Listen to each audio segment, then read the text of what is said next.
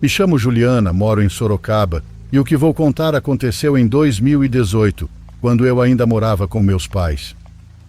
Na época eu tinha 22 anos e estudava psicologia.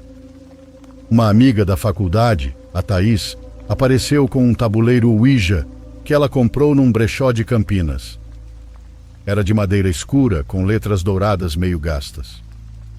Ela achou que seria divertido testar. Num sábado à noite, ela veio aqui em casa com o namorado, o Lucas.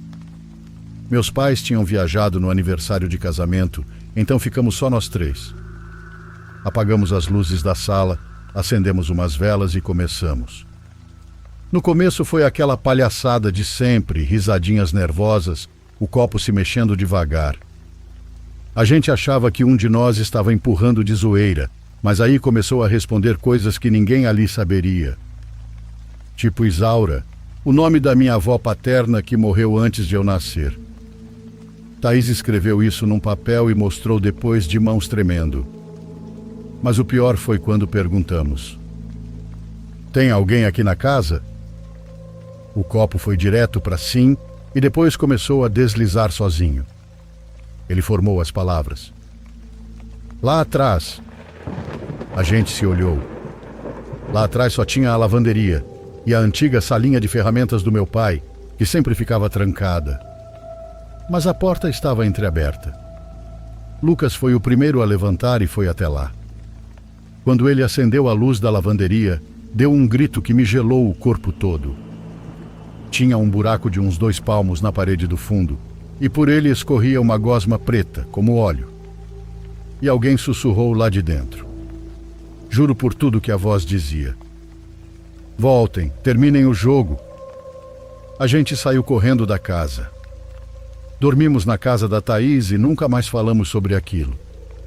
Uma semana depois, meu cachorro sumiu e até hoje nunca o encontramos.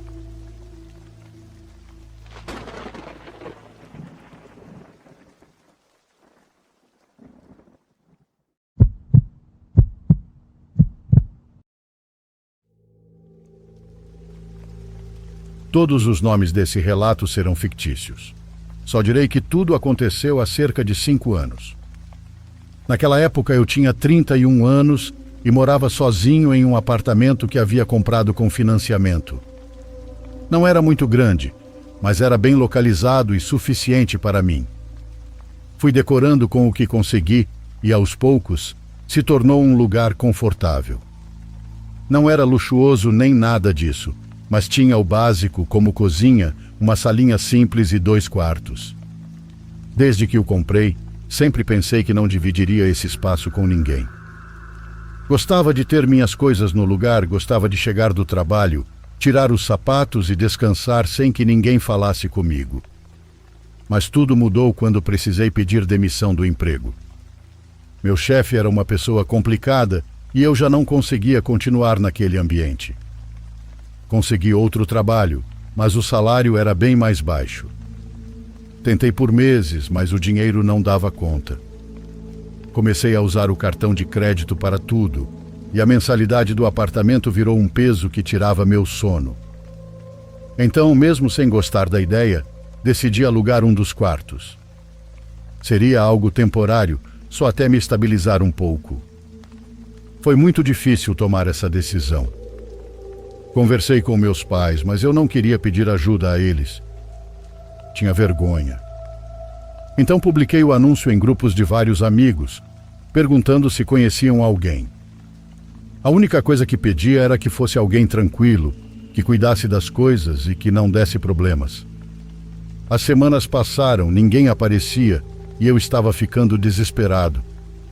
Até pensei em anunciar na internet, mas tinha medo de colocar um desconhecido dentro de casa. Sempre imaginei que seria um homem quem dividiria o AP comigo. Não achava que alguma mulher se sentiria confortável dividindo um apartamento com um estranho.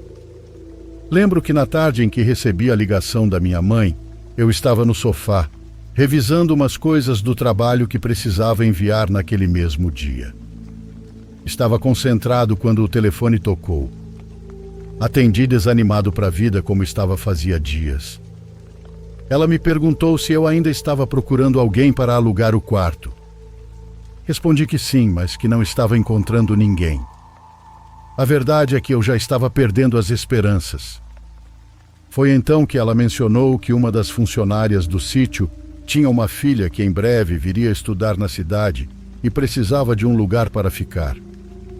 Perguntei se a moça já sabia que teria que morar com um homem. Ela disse que sim, que isso não era um problema. A menina era muito tranquila e, além disso, ela confiava em mim. No começo, fiquei meio para lá. Nunca imaginei dividir a casa com uma mulher. Nunca tinha nem considerado isso.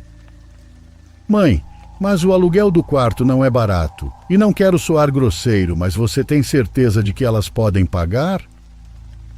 Minha mãe disse para eu não me preocupar, que ela mesma pagaria. Isso me incomodou na hora. Não quero seu dinheiro, falei alterado ao telefone. Mas ela, muito calma, respondeu que não estava me dando nada, só queria ajudar a moça. Tinha muito carinho pela funcionária e pela filha dela, e achava justo fazer algo por elas. Explicou que a menina era de confiança, muito responsável e limpa. Tinha certeza de que não me traria nenhum problema. Respondi que precisava de uns dias para pensar, porque sinceramente não estava certo da decisão. A ideia me deixava desconfortável. Não por ela, mas por tudo o que significava ter alguém novo no meu espaço. Mas minha mãe insistiu. Disse que seria bom para mim, que eu não estaria colocando um estranho na casa. Além disso, não seria por muito tempo, apenas alguns meses, enquanto a garota se adaptava à vida na cidade. O único pedido dela era que eu ajudasse no que pudesse. Disse que a moça quase não tinha saído do interior e que essa nova etapa podia ser meio assustadora para ela. Também me contou que já havia falado com a funcionária sobre a proposta e que ela também esperava que eu aceitasse. Afinal, a ideia de deixar a filha vir sozinha para tão longe de casa a deixava nervosa. Saber que estaria comigo a tranquilizava. Ótimo, agora terei que ser babá de uma desconhecida, disse num tom sarcástico. Minha mãe me repreendeu e pediu que, por favor, que eu pensasse bem, que eu não perderia nada. Nos dias seguintes não consegui tirar a ideia da cabeça. Toda manhã ao acordar imaginava que talvez algum amigo ligaria dizendo que conhecia alguém interessado no quarto. Mas isso nunca aconteceu. Por mais que eu negasse, no fundo sabia que não haveria proposta melhor do que a da minha mãe. Custava admitir, mas eu tinha certeza de que o que ela oferecia era exatamente o que eu precisava. Uma solução simples, segura e sem complicações. O que me incomodava era que, mais uma vez, era ela quem estava me salvando. Aquilo feria meu orgulho. Eu queria provar que conseguia resolver meus próprios problemas, que podia seguir em frente por conta própria. Meu ego não me deixava aceitar ajuda com facilidade. Queria ser mais independente, continuar fazendo as coisas sozinho. Mas a realidade era outra, e por mais difícil que fosse admitir, eu estava encurralado. No fim, acabei cedendo. Disse que tudo bem, que a moça poderia ficar por alguns meses. Não seria algo permanente, pelo menos era o que eu esperava. Tinha a esperança de que nesse período as coisas melhorassem, que minha situação financeira se estabilizasse e que eu não precisasse mais alugar o quarto. Me consolava pensar que era algo temporário. Uma semana depois eu estava na rodoviária esperando por ela. Era um sábado à tarde e eu estava de mau humor. Sentia que tinha coisas mais importantes para fazer e a ideia de estar ali perdendo tempo me incomodava. Mas já estava feito. Recebi uma ligação da minha mãe dizendo que a menina já tinha chegado. Ela me deu uma descrição rápida de como ela estava vestida. Levantei o olhar e a vi de longe, parada ao lado dos banheiros, com uma malinha pequena ao lado. Não parecia nervosa, mas sim um pouco perdida. Não vou negar, a menina era muito bonita. Tinha pele parda, cabelo longo, preto, era magra e alta, talvez alguns centímetros a menos que eu. Havia algo no jeito dela de estar ali em silêncio que chamava a atenção. Quando me aproximei, notei que ela tinha os olhos cor de mel. Trazia um gato numa caixa de papelão. Me apresentei e ela fez o mesmo. Seu nome era Leilani, me deu a mão e sorriu. Era um sorriso sincero, tranquilo. Ajudei com a mala e com o gato que estava dentro da caixa. Ela não disse nada e fomos até o carro. Ela ia observando tudo ao redor, olhava atentamente as placas, os carros e as pessoas. Dava para ver que não conhecia bem a cidade. Eu não sou muito de conversar e parecia que ela também não. Ficamos em silêncio por vários minutos enquanto eu dirigia. Como foi a viagem? Perguntei. Ela estava no banco do passageiro, virou-se para mim e respondeu que foi boa, um pouco longa e cansativa, mas tranquila. Sua voz era calma e doce. Não tinha um sotaque forte, mas dava para perceber que não era da cidade. Começamos a conversar um pouco. Ela contou que era a segunda vez que vinha para a cidade e tinha acabado de completar 20 anos. Falava com tranquilidade, sem exageros. Disse que estava animada, mas também nervosa, e eu só assentia enquanto a ouvia. Quando chegamos em casa, mostrei o apartamento. Entramos e ela foi muito respeitosa. Caminhava devagar e olhava tudo com cuidado, como se não quisesse incomodar. Então tirou o gato da caixa de papelão. Era pequeno, magro, e ficou perto dela o tempo todo. Ela me disse que o gato estaria conosco apenas temporariamente, porque ela não queria se sentir tão sozinha. Ela esperava que a companhia do bichinho ajudasse na adaptação. Nunca fui muito fã de animais de estimação, mas não queria começar com exigências. Respondi que não se preocupasse, que entendia perfeitamente a situação. Disse que podia ficar tranquila, que se o gato não causasse problemas, não havia motivo para se preocupar. Depois mostrei qual seria o quarto dela. Expliquei o básico, como onde estavam as coisas. Dava para ver que ela não era uma pessoa difícil, não exigia nada, nem fazia perguntas demais, apenas escutava e observava tudo com atenção. Aos poucos, Leilani foi se soltando mais. Ela já não era tão calada como no primeiro dia. Começou a me contar sobre o que pretendia estudar, sobre o nervosismo de começar as aulas e o quanto estava grata à minha família por tudo que estavam fazendo por ela. Dava para ver que era uma boa garota. Era óbvio pela forma como se expressava. Tinha educação, sensibilidade e um jeito de falar muito calmo que fazia você baixar a guarda sem nem perceber. No dia seguinte era domingo. Acordei cedo e pensei que seria uma boa ideia mostrar para ela o caminho que teria que fazer até a faculdade. Queria que se sentisse um pouco mais segura, então me ofereci para acompanhá-la. Na verdade, a pé era bem longe, dava mais ou menos 1 hora, então mostrei onde pegar os ônibus e quais passavam perto da facul. Quando voltamos para casa, Leilani se ofereceu para fazer o jantar. A comida ficou deliciosa, era como provar a comida da minha infância. Não sei como ela conseguiu, mas o sabor me levou direto para as lembranças da época em que eu morava com meus avós. E assim passaram-se 3 semanas. O tempo voou. Não sei em que momento aconteceu, mas me acostumei rápido com a presença da garota em casa. Às vezes eu tentava sair mais cedo do trabalho para chegar com tempo, pois gostava de conversar com ela, mesmo que por alguns minutos. Dividir o espaço com alguém tão de boa era algo que eu nem sabia que precisava, até ter. Mas numa madrugada acordei de repente. Não havia nenhum barulho, só abri os olhos sem motivo aparente. Olhei o relógio e vi que eram por volta de 3 da manhã. Minha boca estava muito seca e sentia muita sede. Então levantei com cuidado, tentando não fazer muito barulho. Caminhei até a cozinha e abri a geladeira. Me servi um copo d'água e fiquei alguns segundos ali, com a porta ainda entreaberta, deixando o ar frio me despertar um pouco. Foi no momento em que fechei a geladeira que quase perdi a alma de susto. Ao virar para voltar para o quarto, eu a vi. Leilani estava parada em um dos cantos da sala, de frente para a janela que dava para a rua. Ela não se mexia nem dizia nada, só ficou ali. Por alguns segundos não sabia se era realmente ela ou se eu estava enxergando errado. A silhueta estava curvada, como se observasse algo à distância. Mas de onde eu estava, não dava para ver nada, apenas o corpo dela parado diante do janelão. Me aproximei devagar e, pela luz que vinha da rua, consegui ver com mais clareza.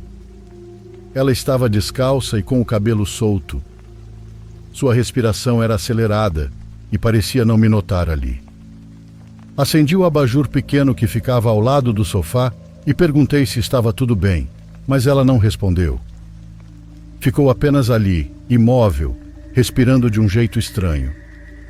Falei com ela de novo, dessa vez um pouco mais perto, porém não reagia. Cheguei ainda mais perto e coloquei minha mão em seu ombro.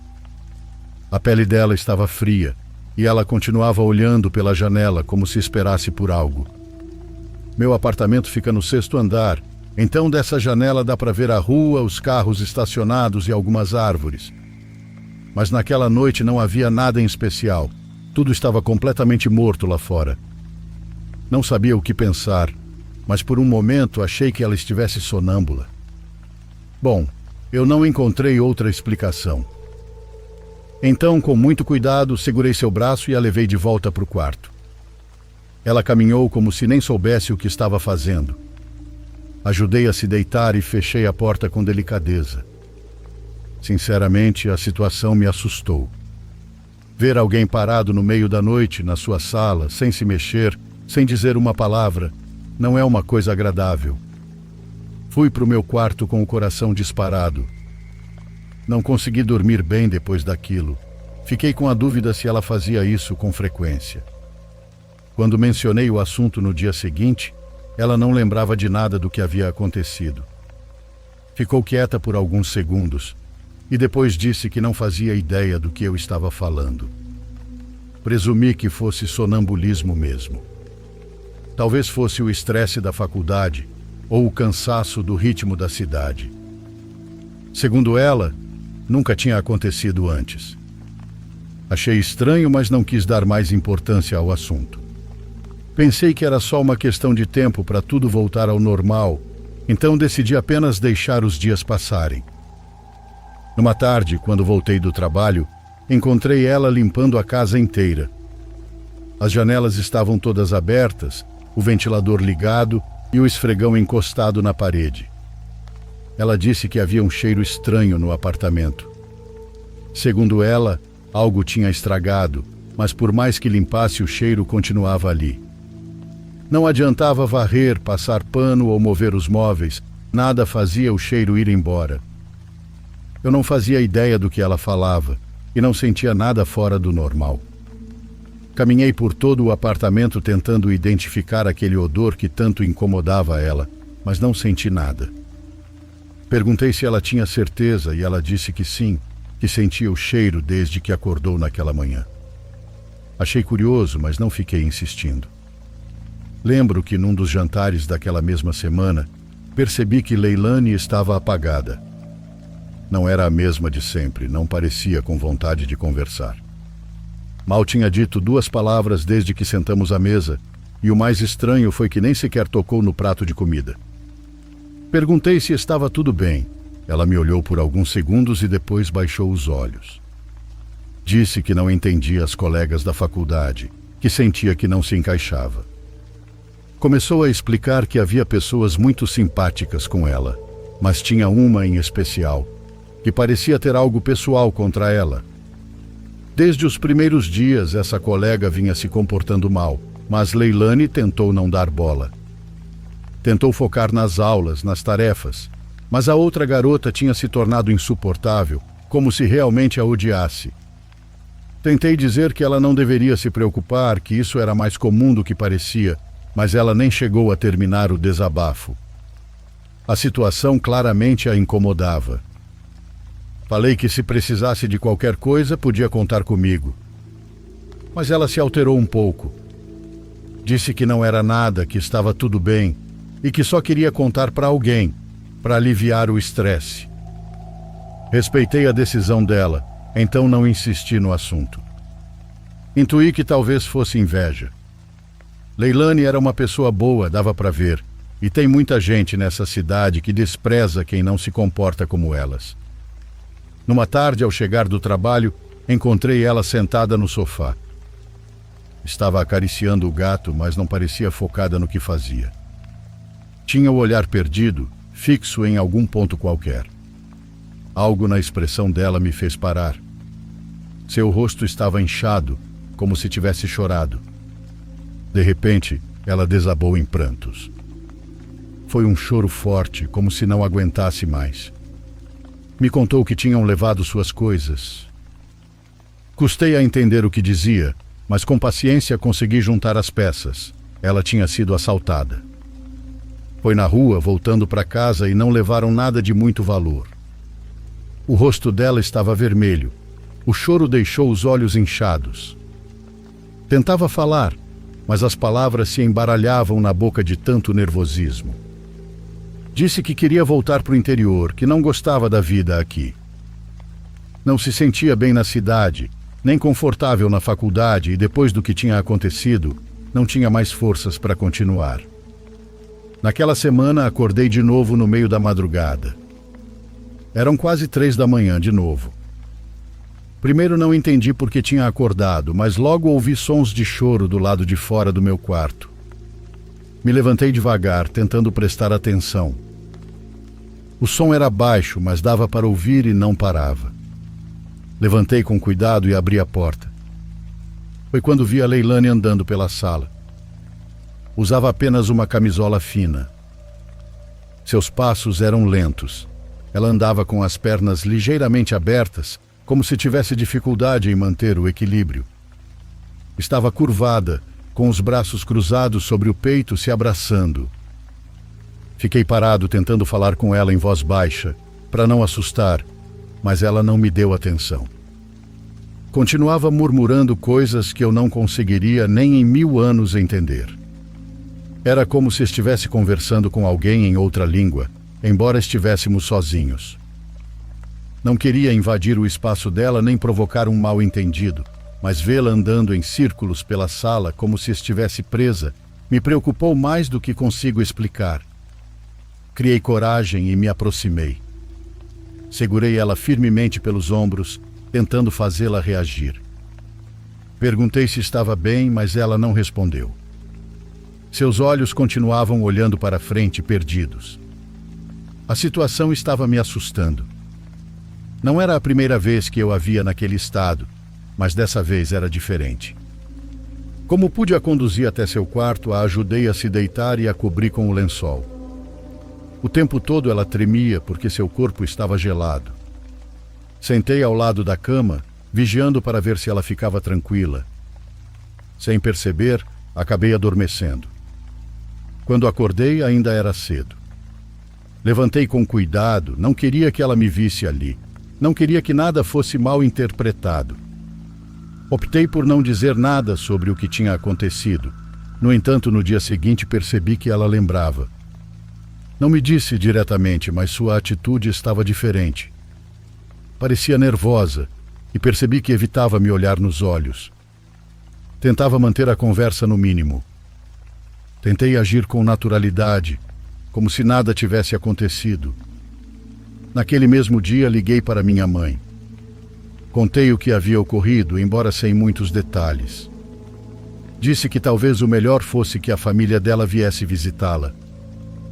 Talvez ver os pais ajudasse de alguma forma, não é mesmo? Naquela noite, inclusive, sugeri para Leilani aproveitar um fim de semana e visitar sua cidade natal. Disse que faria bem para ela, mas a resposta dela me deixou com uma pulga atrás da orelha. Ela disse que tinha medo, que se fosse embora não conseguiria voltar, que temia perder a força que tinha reunido para estar ali. E, acima de tudo, que não queria decepcionar os pais. Eles confiavam nela, e ela sentia que não podia falhar. Com o passar dos dias, as coisas pareciam se acalmar, pelo menos na aparência. Leilani estava um pouco mais animada e eu tentava fazer o ambiente em casa mais leve. Mas havia um detalhe que ela não parava de repetir: o cheiro. Ela dizia que era impossível eu não perceber. Segundo ela, o cheiro estava por toda parte, na sala, na cozinha e até no quarto dela. Às vezes eu a via abrindo janelas ou borrifando aromatizante, como se algo estivesse apodrecendo. Mas eu não sentia nada. Para mim, tudo continuava igual. Numa noite, tudo mudou de novo. Alguém começou a bater forte na porta do meu quarto. Acordei assustado, como se algo tivesse me sacudido do sono. Levantei e ouvi a voz de Leilani do outro lado. Ela me chamava com desespero. O tom dela era agitado, nervoso, e repetia meu nome sem parar. Abri a porta sem pensar, e assim que abri, ela entrou rapidamente no quarto. Estava com o rosto branco e os olhos bem abertos. Com voz baixa, quase muda, me disse que havia um homem no quarto dela. Fui direto para a cozinha, peguei uma faca e caminhei rápido até o quarto dela. A luz estava acesa, então entrei olhando tudo. Não havia ninguém lá. Revirei embaixo da cama, abri o guarda-roupa, olhei atrás da porta e tudo estava em ordem. Depois fui até a porta de entrada do apartamento. Estava bem trancada e a fechadura não mostrava sinais de arrombamento. Tudo estava no lugar. Nenhuma janela aberta. Ninguém havia entrado. Estávamos completamente sozinhos, então voltei para o quarto.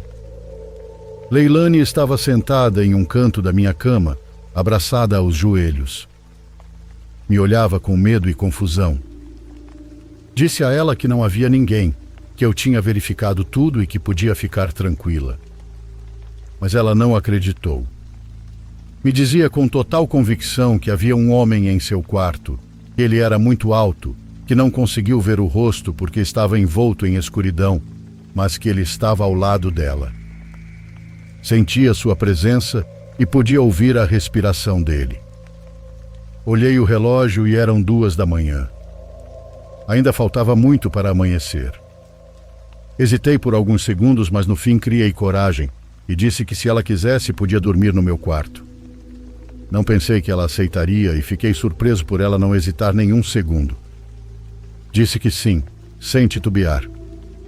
Tentei acalmá-la, passei o braço por cima dela e fechei os olhos. Não sei em que momento adormeci. Desde aquela noite ela passou a dormir comigo. Leilani dizia que minha companhia a fazia se sentir mais segura, pois tinha medo do que viu naquela noite no quarto. Apesar de eu repetir várias vezes que não havia ninguém no apartamento, ela não conseguia acreditar completamente. O estado emocional dela era instável. Havia dias em que parecia estar animada e chegava a brincar comigo ou cozinhar como antes. Mas em outros momentos, eu a via diferente. Ela dizia que tinha medo, que sentia que não estava sozinha, que às vezes tinha a sensação de que alguém falava com ela. Eu não ouvia nada, mas ela falava com tanta seriedade que era difícil não acreditar. Aos poucos ela começou a ir comigo para todos os lugares, pois não gostava de ficar sozinha no apartamento. Dizia que sentia medo, então mesmo que eu precisasse sair por apenas 1 hora, ela preferia ir junto. Passaram-se 3 meses e durante esse tempo, houve várias madrugadas em que Leilani acordava agitada.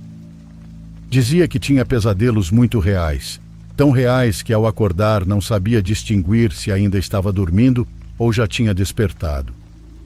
Às vezes ela ficava sem conseguir falar, apenas me olhava com os olhos arregalados, sem dizer uma palavra.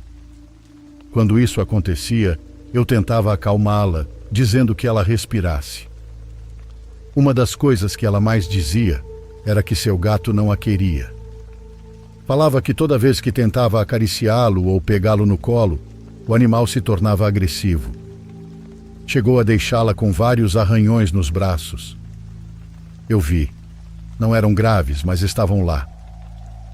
Ela dizia que antes era diferente, que quando moravam no interior, eles se davam bem, mas que desde que vieram para cá, o gato parecia ter medo dela. Sugeri que ela contasse à família o que estava acontecendo. que talvez conversar com eles ajudaria, mas ela recusou. Disse que tudo melhoraria, que eu já estava ajudando muito e que não queria preocupar os pais. Numa madrugada, Leilani me acordou com os olhos abertos, igual uma jabuticaba. Fiquei quieto por alguns segundos, e foi quando ouvi um som de algo arranhando a parede. Era exatamente atrás da cabeceira da cama.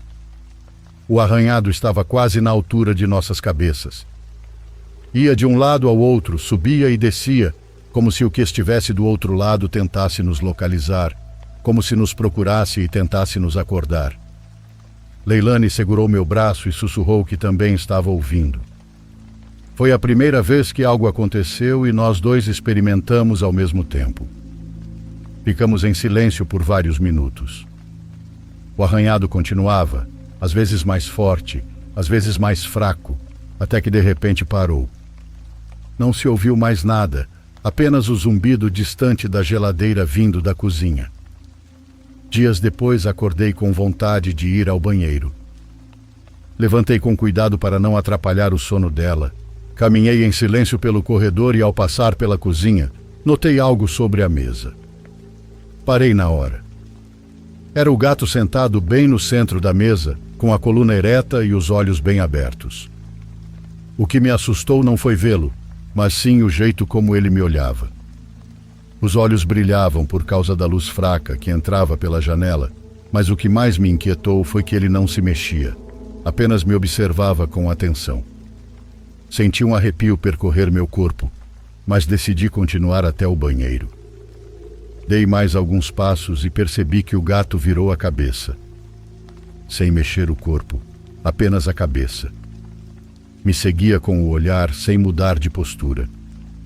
Quando estava fechando a porta do banheiro, ouvi um som estranho. Foi um rosnado como o de um cachorro. Abri a porta de novo e ele ainda estava lá. Continuava em cima da mesa, com o rosto parcialmente iluminado pela luz do banheiro. Juro que aquele animal me deixou desconfortável. Entrei no banheiro às pressas e fechei a porta. Fiquei ali por vários minutos. Foi numa tarde de dia útil. Eu estava saindo do trabalho quando recebi a ligação dela. Leilani quase nunca me ligava, mandava mensagens, avisava se algo acontecia, mas naquela ocasião, o nome dela apareceu na tela acompanhado pelo toque insistente do telefone. Atendi imediatamente. Ela disse que o homem alto estava na casa, que o tinha visto. Não sabia como explicar, mas jurava que o viu andando dentro do apartamento.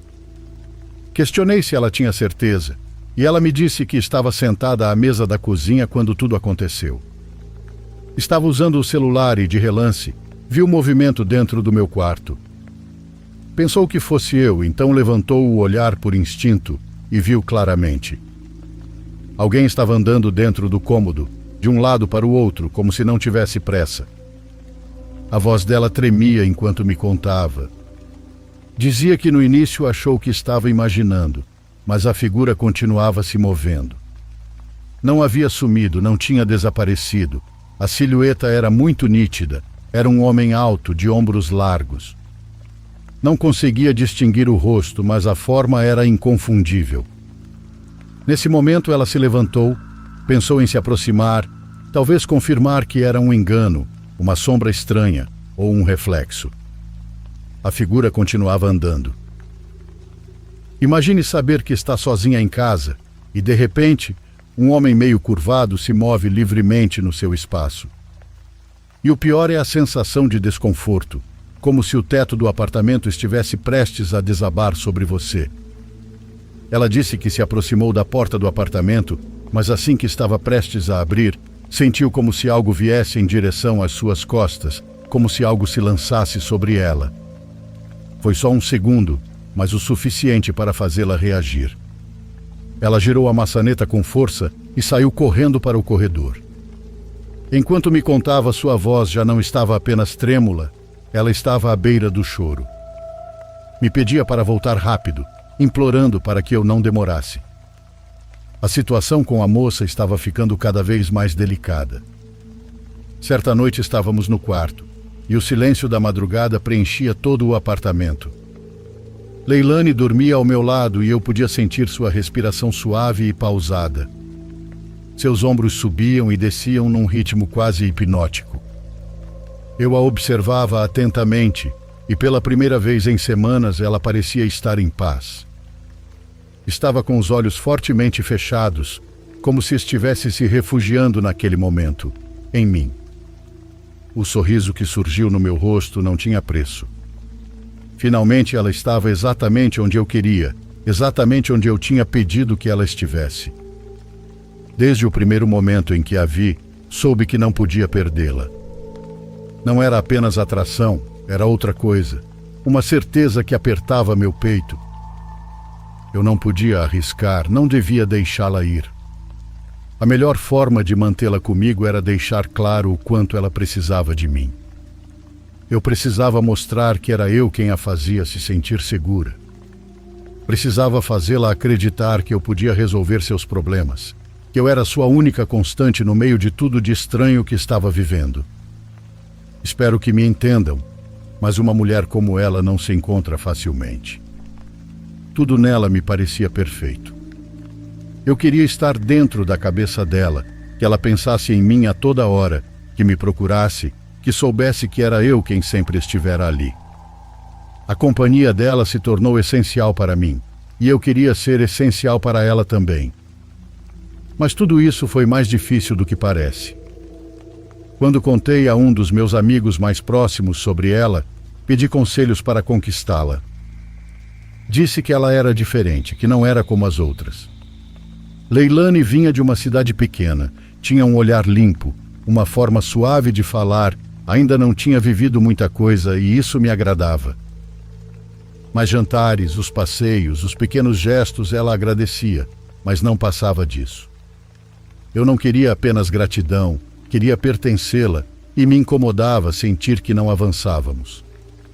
Carlos, outro dos meus amigos, percebeu minha frustração. Um dia sem rodeios me disse para procurar ajuda com um bruxo. Falou como se fosse algo comum. No começo eu ri, mas depois pensei bem.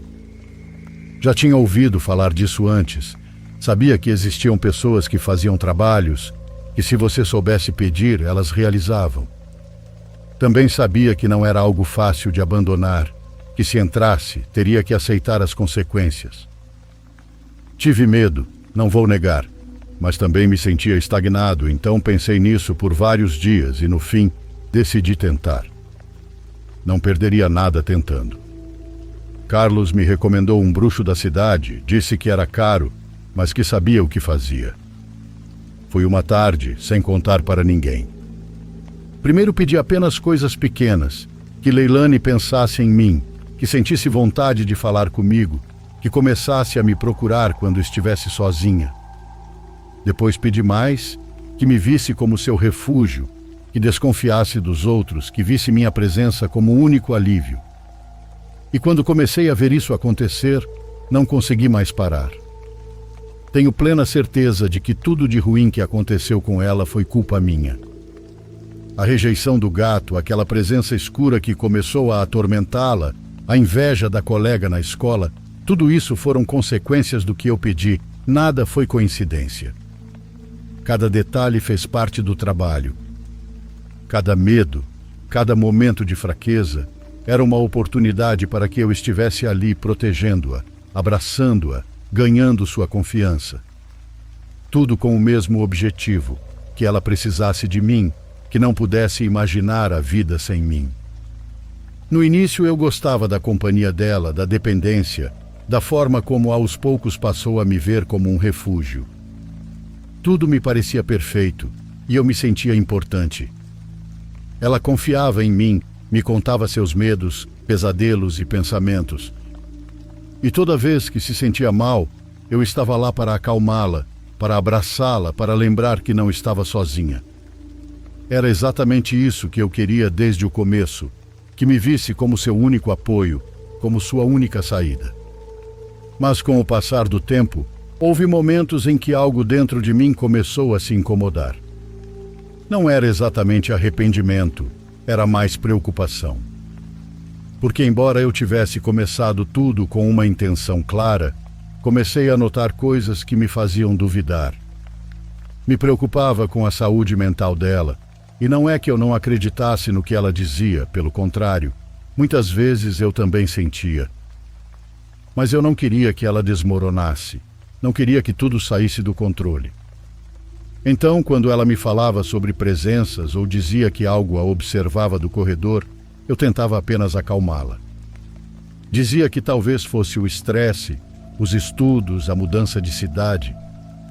Mas eu sabia que não era só nervosismo. Sabia que tudo o que estava acontecendo era consequência direta do que eu tinha feito, da bruxaria. Eu soube disso desde a primeira vez que, estando sozinho em casa, senti algo estranho, como se houvesse outra pessoa no apartamento, parada num canto. Mesmo que não houvesse nada, nem nenhum objeto fora do lugar. Sei porque o ambiente mudava e ficava mais pesado. Era como se algo invisível estivesse em pé, me olhando de butuca. E o pior é que isso não aconteceu só uma vez. Houve noites em que se ouviam passos na cozinha. Me levantei várias vezes para verificar e acendi todas as luzes. Nunca encontrei nada, mas o som era real. Eu o ouvia da cama e então aconteceu com o gato. Numa manhã ele simplesmente não apareceu. Leilane o procurou por todo o apartamento. Revistamos debaixo dos móveis, dentro do armário, até na lavanderia. Nada. Pensamos que talvez tivesse escapado por alguma fresta ou que alguém tivesse deixado a porta aberta por engano. Coloquei anúncios no prédio, colei cartazes nas esquinas da rua, caminhei pelos arredores por vários dias, mas ninguém o viu. Ninguém o encontrou. Desapareceu completamente. Demorei a aceitar, mas no fundo eu sabia a verdade. O animal sentiu o que nós não queríamos ver. O gato sentia que algo obscuro tinha se instalado conosco e foi embora. Mesmo que me custasse admitir, a bruxaria que eu tinha usado para tê-la por perto não estava afetando só a ela, estava me afetando também. Estava abrindo portas que não devia tocar. O desconforto já estava me corroendo por dentro, e eu não podia mais ignorar o que estava acontecendo no apartamento. Tudo tinha saído do meu controle. E mesmo que eu tivesse iniciado tudo com uma intenção muito clara, já não podia negar que algo mais tinha invadido nossas vidas. Tomei a decisão de voltar ao bruxo, o mesmo que tinha me ajudado desde o começo. Procurei por ele com a urgência de quem já não busca um favor, mas sim uma solução. Ele me recebeu com a mesma calma de sempre. Ofereceu-me um lugar para sentar e me ouviu em silêncio. Disse que eu não precisava me preocupar, que era normal. Quando se fazem trabalhos como o meu, certas portas se abrem e que isso faz parte do processo. Explicou que os seres das sombras, aqueles que se alimentam de energia, sentem quando algo se quebra, quando alguém deseja com força algo que não lhe pertence. E então eles vêm e se aproximam como moscas. Garantiu que eu não era o primeiro a passar por isso, que havia até casos muito piores. Falou de pessoas que tinham sido tocadas, de famílias inteiras que precisaram se mudar porque os objetos se moviam dentro das casas. Falou até de mulheres que amanheciam com marcas no pescoço, sem saber quem ou o que as havia tocado durante a noite. Mas, segundo ele, eu ainda estava a tempo. Disse que tudo podia ser controlado. Tirou de uma caixa vários objetos, alguns amuletos que pareciam feitos à mão, com pedras escuras, figuras em espiral e fitas vermelhas. Também me deu 3 frascos pequenos com pós de cores estranhas. Um era cinza, outro verde escuro, e o terceiro tinha algo que parecia cinza misturado com terra. Explicou como usá-los. Disse que um dos pós devia ser colocado nos cantos do apartamento, que os amuletos tinham que ser pendurados nos quartos, sobre as portas, e que sob nenhuma circunstância deveríamos deixar de usá-los ou permitir que alguém os tocasse. Perguntei diretamente se eu tinha colocado Leilane em perigo. Ele respondeu que não, que o que eu tinha feito era por amor, que esses trabalhos sempre tinham consequências, mas que se soubéssemos manter o controle, tudo se equilibrava. Repetiu que eu não precisava me preocupar, que com as novas proteções tudo se estabilizaria, que era questão de manter a energia alinhada, fechar bem os espaços e não duvidar. Mas algo no tom dele me deixou com medo. Embora suas palavras fossem calmas, tudo ao meu redor naquele momento parecia escuro. Os amuletos não eram bonitos, eram pesados, estranhos, e os frascos tinham um cheiro que me embrulhava o estômago. A atmosfera lá dentro era densa, como se o quarto estivesse mais frio que uma geladeira. Ainda assim acreditei nele. Não porque não tivesse dúvidas, mas porque ele nunca havia falhado comigo. Tudo o que eu tinha pedido, ele cumpriu. Leilani agora dormia na minha cama, buscava meus abraços e dependia de mim. E isso era graças a ele. Com o tempo, o que começou como uma convivência forçada virou algo mais. Nos tornamos namorados. Não foi de um dia para o outro, mas quando aconteceu, senti que tudo tinha valido a pena. Leilani era completamente diferente de qualquer mulher que eu já tivesse conhecido, e embora muita gente pudesse pensar que nosso relacionamento surgiu de forma natural, eu sabia que não era assim. Bom, agora vocês também sabem. Sabia tudo o que eu tinha feito para que ela começasse a me ver como algo mais. Durante esse tempo, a dinâmica foi sempre a mesma. Cada problema que surgia para ela, era eu quem resolvia. Estava sempre atento às suas pendências, às suas preocupações, aos seus medos. Era eu quem falava com os professores quando algo dava errado, quem conseguia consultas médicas, quem resolvia os trâmites, quem cuidava das contas. Ela me deixava fazer tudo isso. E não só deixava, tornou-se dependente. Me perguntava tudo e pedia minha opinião sobre tudo. E isso, por mais errado que possa parecer, me agradava.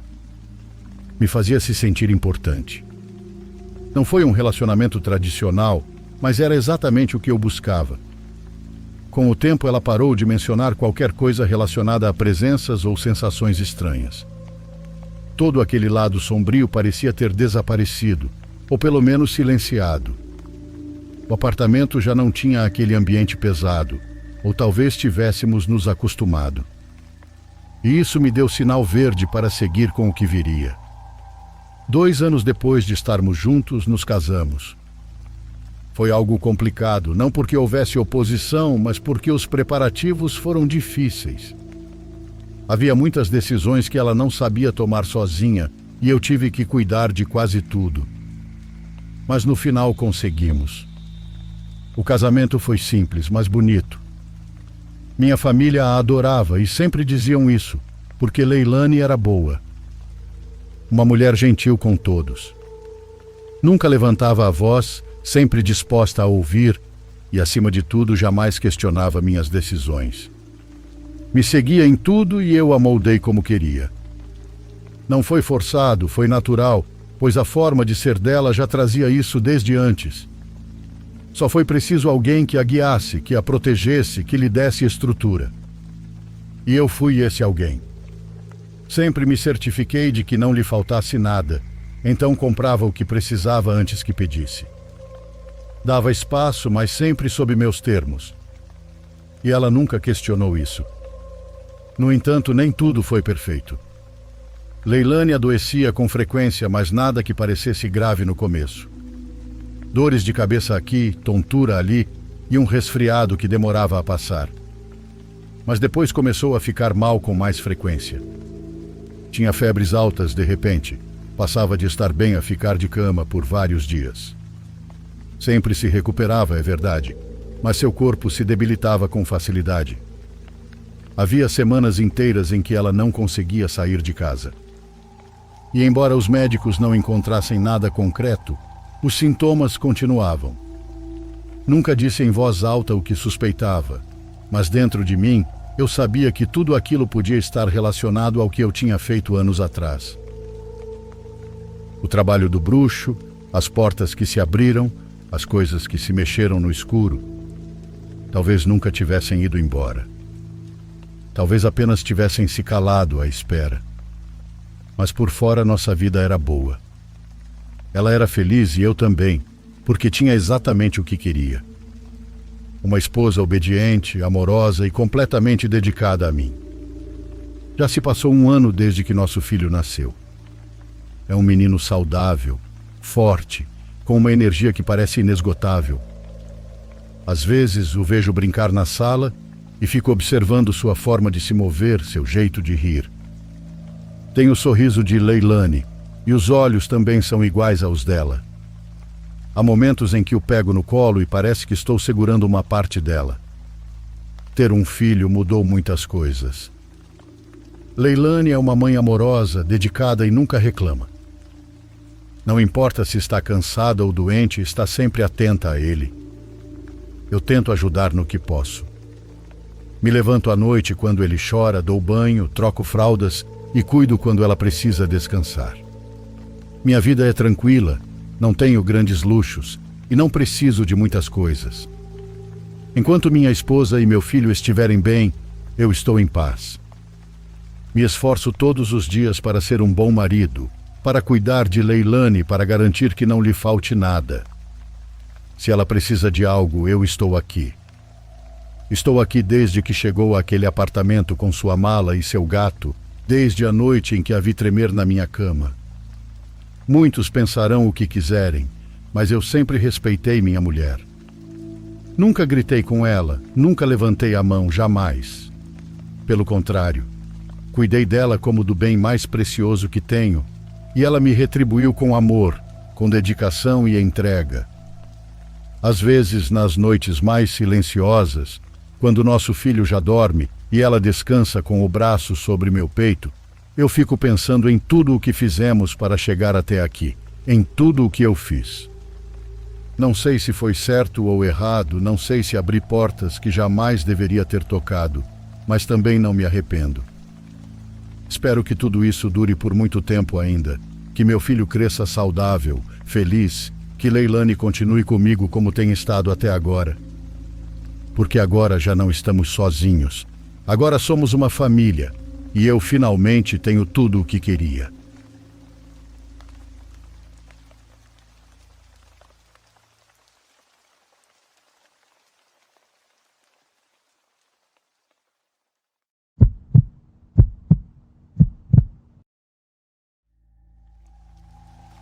Não sei se minha história é paranormal, um erro no tempo ou uma falha em nossas ferramentas tecnológicas. Não sei. Bom, naquela noite minha irmã tinha saído com o namorado. Era sexta-feira, mas eu fiquei em casa porque tinha trabalhos muito importantes para entregar na escola durante a semana seguinte e estava atrasada.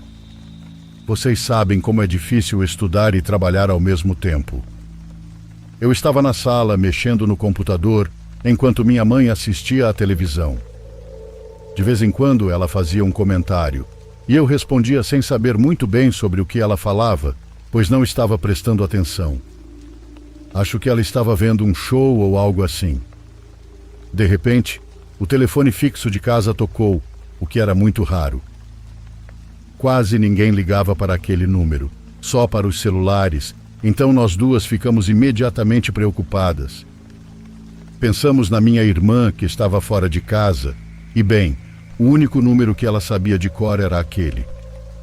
Tivemos um pressentimento estranho, como se algo ruim tivesse acontecido ou estivesse prestes a acontecer.